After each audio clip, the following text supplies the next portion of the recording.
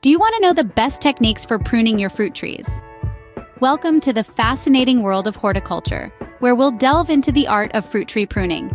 Regular pruning is crucial for your tree's health and productivity. It not only enhances air circulation, fostering a healthier environment, but it also improves sun exposure, optimizing growth. And the cherry on the cake? An increased fruit yield, of course.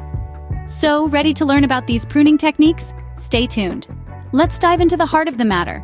The best techniques for pruning your fruit trees. First up is thinning out. This technique involves removing entire branches or limbs to reduce the tree's density.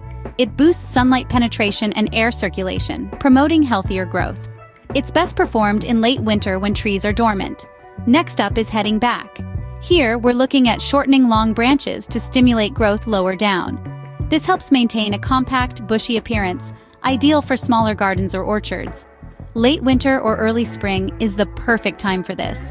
Lastly, let's talk about maintaining a central leader. This technique involves preserving a dominant central branch to guide the tree's upward growth. It's particularly useful for apple or pear trees, providing a strong structure and encouraging higher fruit yields. Remember, each technique serves a specific purpose, and knowing when and how to use them can make a world of difference. Let's quickly recap the techniques we've discussed.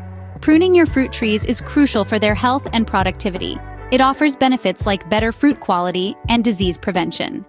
We've covered three main techniques: thinning out, which removes excess branches, heading back, which shortens branches to stimulate growth, and maintaining a central leader, which helps the tree grow upwards. Thank you for tuning in. If you found this video helpful, don't forget to like and subscribe to our channel for more gardening tips and techniques.